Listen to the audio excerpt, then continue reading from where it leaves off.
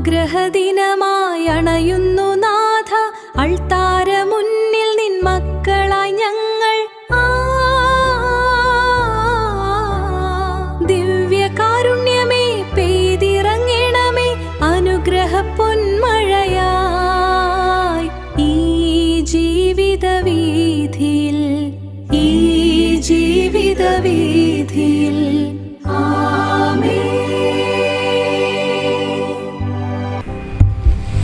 പരിശുദ്ധ പരമദിവ്യകാരുണ്യത്തിന് നേരവും ആരാധനയും സ്തുതിയും പോഴ്ചയും ഉണ്ടായിരിക്കട്ടെ. ഓ പരമകാരുണ്യവാനായ ഈശോയെ, അങ്ങേക്ക് എന്നും എപ്പോഴും ആരാധനയും സ്തുതിയും പുകഴ്ചയും ഉണ്ടായിരിക്കട്ടെ.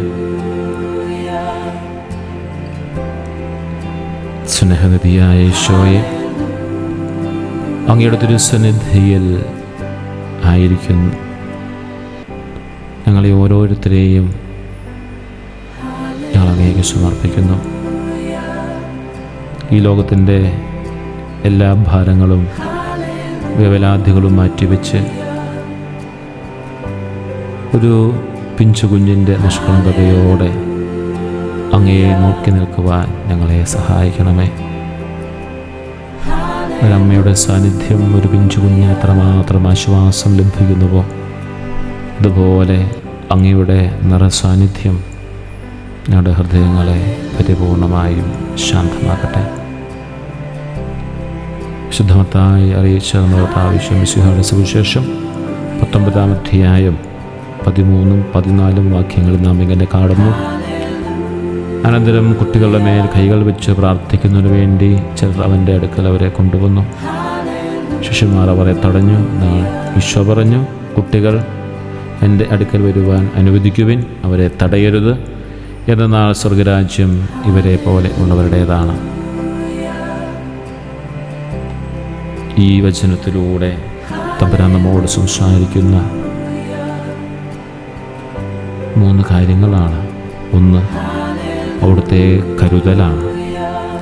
ശിഷ്യന്മാർ തടഞ്ഞിട്ടും കുഞ്ഞുങ്ങളെ ചേർത്ത് പിടിച്ച ഈശോ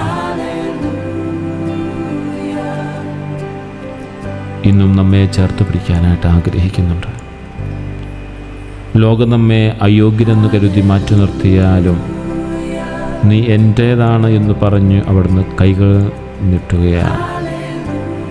ഒരു പരിധിവരെ ഈശോ ശിഷ്യന്മാരെ ശകാരിക്കുകയാണ്. അയോഗ്യമെന്ന് കരുതി മാറ്റി നിർത്താൻ ശിഷ്യന്മാർ പരിശ്രമിച്ച കുഞ്ഞുങ്ങളെ ചേർത്ത് പിടിക്കുക മാത്രമല്ല, അവരുടെ തലയിൽ കൈവച്ച് അനുഗ്രഹിക്കുകയും ചെയ്യുന്ന നല്ല തമ്പുരാനെ നമ്മൾ കാണുകയാണ്. നമ്മുടെ അനുദിന ജീവിതത്തിൽ ഈ ദീപികാരുടെ ആരാധന മുമ്പിൽ ഇരുന്നുകൊണ്ട് നമുക്ക് ധ്യാനിക്കാം.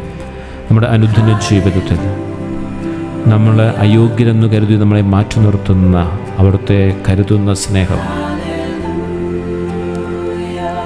ആ സ്നേഹത്തിന് മുമ്പിൽ മറ്റാരും നമ്മെ മാറ്റി നിർത്തിയാലും നമുക്ക് ഭയപ്പെടേണ്ട ആവശ്യമില്ല. ഒരു കുഞ്ഞിനെ നിഷ്കളങ്കതയോടെ ഈശോയോട് ചേർന്ന് നിൽക്കുവാൻ നമുക്ക് സാധിക്കണം. നമ്മുടെ അനുദിന ജീവിതത്തിൽ നമ്മൾ വ്യത്യസ്തമായ ജോലികൾ ചെയ്യുന്നവരാവാം, കഠിനമായ ജോലികൾ ചെയ്യുന്നവരാവാം, വലിയ സീരിയസ് ആയിട്ടുള്ള വലിയ ഉത്തരവാദിത്തമുള്ള ജോലികൾ ചെയ്യുന്നവരാവാം, രാഷ്ട്രത്തിൻ്റെ തന്നെ കാര്യങ്ങൾ നിയന്ത്രിക്കുന്നവരാവാം, കുടുംബത്തിൻ്റെ കാര്യങ്ങൾ നിയന്ത്രിക്കുന്നവരാവാം, വലിയ ഓഫീസുകളുടെ കാര്യങ്ങളെല്ലാം നമ്മുടെ തലയിലൂടെയാവാം ഒക്കെ പോവുക. അത്രമാത്രം വലിയ ഔദ്യോഗിക ഭാവങ്ങൾ ചെയ്യുന്നവരാവാം, ഒരുപക്ഷെ പ്രത്യേകിച്ച് സാധാരണ ശൈലി ജീവിക്കുന്നവരാവാം. എന്തു ആയെങ്കിലും ഇന്ന് ഈ ദിവ്യകാരുണ്യത്തിന് മുമ്പിലായിരിക്കുമ്പോൾ ഒരു ശിശുവിനെ പോലെ ആയിരിക്കണം. തമ്പുരാൻ്റെ മുമ്പിലേക്ക് കടന്നു ചെല്ലുവാനുള്ള ഏകമാർഗമാണ് ശിശുവിനെ പോലെയാവുക. അവിടുത്തെ കൈകൾ നമ്മൾ തലയിൽ വെച്ച് അനുഗ്രഹിക്കപ്പെടുവാനുള്ള ഏറ്റവും വലിയൊരു മാർഗമെന്ന് പറയുന്നത് ശിശുവിനെ പോലെ ആവുക എന്നുള്ളത്. ആരൊക്കെ മാറ്റി നിർത്തിക്കൊള്ളട്ടെ, അയോഗ്യമെന്ന് പറഞ്ഞ് മാറ്റി നിർത്തിക്കൊള്ളട്ടെ, തമ്പുരാൻ്റെ സമയത്തിനായി തമ്പുരാനെ ആഗ്രഹിച്ചൊരു കുഞ്ഞ് അമ്മയെ എത്രമാത്രം ആഗ്രഹിക്കുന്നുവോ അതുപോലെ തമ്പുരാനെ ആഗ്രഹിക്കുന്ന കുഞ്ഞുങ്ങളായി മാറാൻ നമുക്ക് സാധിക്കണം. ഒരു കുഞ്ഞ് തൻ്റെ പിതാവിൻ്റെ കൈകൾ മാത്രം സുരക്ഷിതമാണോ അത്രമേ സുരക്ഷിതരമാണ് നാം ഓരോരുത്തരും, പ്രത്യേകിച്ച് ദീപകാരുടെ നാഥൻ്റെ സന്നിധിയിൽ. നമുക്കറിയാം, കുഞ്ഞുമക്കൾ അപ്പന്മാർ ഈ ആരാധനയിൽ പങ്കെടുക്കുന്ന അപ്പന്മാർക്ക് അറിയാൻ സാധിക്കും. അല്ലെങ്കിൽ മുതിർന്ന ചേട്ടന്മാർ അവരുടെ അനുജത്തിമാരോ അനുജന്മാരോ കുഞ്ഞുങ്ങൾ കൊണ്ട് യാത്ര ചെയ്യുമ്പോൾ, അല്ല അപ്പന്മാർ യാത്ര ചെയ്യുമ്പോൾ എപ്പോഴും ആ അപ്പന് മക്കളുടെ മേൽ എപ്പോഴും കണ്ണുണ്ട്. അവരെതിലേ യാത്ര ചെയ്താലും എപ്പോഴും ആ ഒരു സുരക്ഷിതത്വം, തൻ്റെ സുരക്ഷിതത്വത്തിൻ്റെ ആ ഒരു പരിധിക്കുള്ളിലാണ് എപ്പോഴും അപ്പന് അമ്മ അല്ലെ ആങ്ങളെയൊക്കെ കുഞ്ഞുങ്ങളെ കരുതുന്നത്. അത്രമാത്രം സുരക്ഷിതമാണ്. അതാണ് അപ്പൻ്റെ സ്നേഹം എന്ന് പറയുന്നത്. എൻ്റെ ജീവിതം എന്താണ്? തമ്പുരാൻ്റെ സന്നിധിയിലിരുന്നു കൊണ്ട്, ഈ ദീപികയുടെ നാഥന് മുമ്പിലിരുന്നു കൊണ്ട് എൻ്റെ അപ്പനാണ്, എൻ്റെ അപ്പൻ്റെ സ്നേഹം അത് എപ്പോഴും ഒരു സംരക്ഷണമായി എൻ്റെ കൂടെയുണ്ട്. ഈശോയുടെ ഏറ്റവും വലിയ പരിപാടി, ഞാൻ നിങ്ങളോട് കൂടെയുണ്ട്, ലോകാവസാനം വരെ ഞാൻ നിങ്ങളോട് കൂടെയുണ്ട്, നിങ്ങൾ ഭയപ്പെടേണ്ട എന്ന് പറയുന്നു. എന്തിനും ഈശോയുടെ ഒരു ഉത്തരവാദിത്തമാണ്, ഞാൻ നിങ്ങളോട് കൂടെയുണ്ട്. ആയതിനാൽ നമ്മുടെ ഭാരങ്ങൾ നമുക്ക് ഇറക്കി വയ്ക്കാം.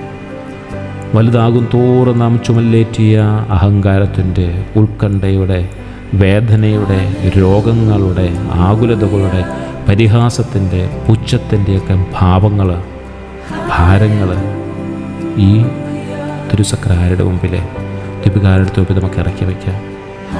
കുഞ്ഞുങ്ങളെ അനുഗ്രഹിച്ച ഈശോ അതേ കരങ്ങൾ കൊണ്ട് ഇന്ന് നമ്മുടെ തലയിൽ വെച്ച് അവിടെ നിന്ന് അനുഗ്രഹിക്കും.